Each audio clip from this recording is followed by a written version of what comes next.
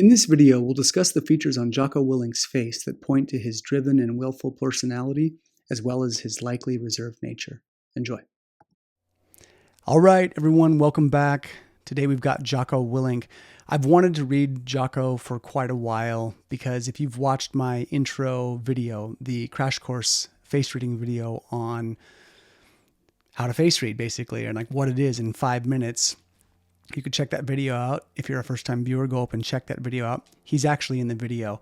So, by watching this, you'll kind of know who he is. If you've never seen the face reading video, this is going to kind of ruin it for you because I use his face in that video where I'm essentially using him as an example saying, we all face read. Everybody face reads. And I put up 3 pictures.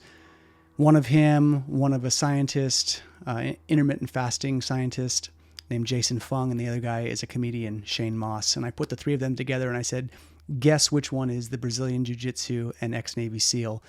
And if you're like 95% of the people, everybody picks this guy because of his facial structure. So the thing I want to jump into, Jocko has a very bold, strong face.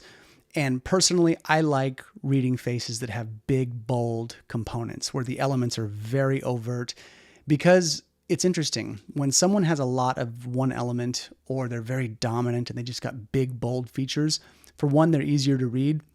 And 2, I like that. There's some offset in terms of everything being perfectly balanced. Things that are perfectly balanced, not that I dislike it, but I really enjoy when people are very dominant. And he has a dominant face. So we're going to talk about a few things.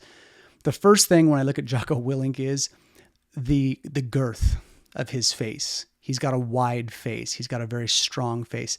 The man looks like he could take a punch.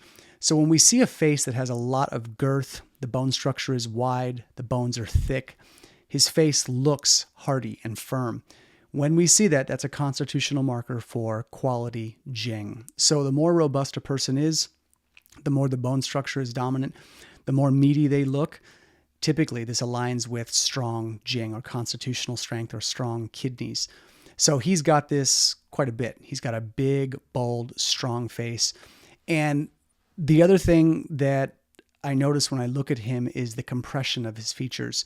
So if you look at this, I did the three sectors on him, which is from the hairline to the eyes, which is the mental sphere, the distance there, from the eyebrows to the bottom of the nose.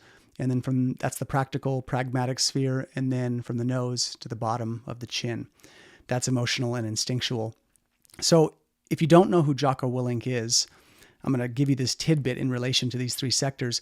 He is an ex-Navy SEAL, Brazilian Jiu-Jitsu black belt. He's got a podcast. He runs a business. He's got a supplement line. He does a bunch of different stuff.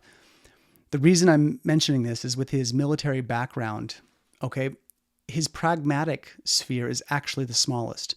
And he's got a big emotional and instinctual sector and a big mental sector up here. So what that kind of points to in terms of a personality trait is he thinks things through quite a bit.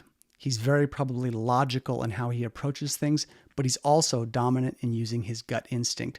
So by reading his face, I would say Jocko, my guess would be, strong, dominant mental sphere where he logically really thinks things out. That's very active, but also his gut instinct is blended with that. Almost like he has a synergy of the mental sphere and his instinctual sphere are very dominant. Now that practical piece in the middle, less so. And so again, I don't know Jocko personally, but my guess would be practical stuff and pragmatic stuff is probably the least of his concerns. I think he's probably a man who says, does this make sense? And what does my gut say? And that's how he chooses to act. So again, this practical sphere doesn't mean that he's not practical in anything. What it means at a personality level, though, logic and instinct really seem to be his driving parameters. So in terms of lifestyle guidance, if I was working with a person like this and I saw those sectors, big mental sphere and big instinctual sphere, I would be saying, you need to be in a line of work that plays to that. For what it's worth, Jocko has a classic military face. When we see the compression of the eyes and the nose, this compression where his eyes are small also, so everything looks kind of compressed in this middle sphere. When we see compression, you want to think of it a lot like a laser beam, a beam of light being compressed. So if you think about a flashlight, right, that's a big open diffuse beam of light. A laser beam is a concentrated beam of light. It's brought down. So when we see the facial features compress, either up and down or left to right where the eyes are close set and these things, when we see that, it's kind of like the light is concentrated there. So he's got this. And you have to remember in face reading, the way they think about the Shen and the spirit is the light of the face comes out through the shapes of our features. So depending on our features, that light beam is going to change shape a bit. So one could also argue, because there is a compression in that pragmatic sphere, okay, and I would have to probe him a little bit too, the other way that could be read is that actually the practicality of everything he does is actually very focused and compressed. So, again, this is where you have to probe. This is never about being psychic and saying, well, this is how he is and that's how it is and that's how life is. Not necessarily. I would have to probe. I would say, here's what the book says. Here are the features. Here are the ratios. But you've also got this compressed middle sphere. So maybe it's almost like his, mental sphere and his instinctual sphere kind of compress everything into practicality. That could be another way to read it. So again, I would have to probe, but I find it interesting. He's also got the small eyes, the eyes that are kind of squinty. So the face reading says the eyes are the gateway to the soul. And the more open the eyes, typically the more open the disposition of a person is, the more maybe extroverted and social they are, or they're kind of warm, open, and friendly, kind of an open book to a degree. His eyes are just the opposite. So small eyes don't mean small soul or, not a good soul. That's not what it means. What it means is typically when we see eyes that are very close like this, or, they're squinty, this kind of points to definitely playing your cards close to your chest, not giving up everything. A man of few words, a man who makes you work for the information that you're going to get from him. He's probably, I'm guessing, a guy who is not super open. Not that if you bumped into him and said, hey, I love your products, he wouldn't be nice, but he's probably not the gregarious, outgoing guy who's just like, hey, what's up? He's probably very firm. That would be my guess by looking at that. And if you look at the countenance of his Shen across the board, his Shen looks tough. There is something very intense about the way he looks. Again, this is kind of a classic military face. He's also deeply embedded in martial arts. So he is an ex-Navy SEAL, which means he's a certified badass. This man could kill you if he wanted to. He is well equipped across the board and he's strong. And the Constitution says you would not want to get into a physical altercation with this man. I know I wouldn't. That's for damn sure. You could pick a better fight. So outside of that, he's also got this marker of depletion right here. Okay, when we see the furrowing here, that line, that horizontal line, that usually means there's something in the digestive system, in food habits, relationship with food that needs some work. It's also an area that we want to look at in terms of the spleen being compromised a little bit.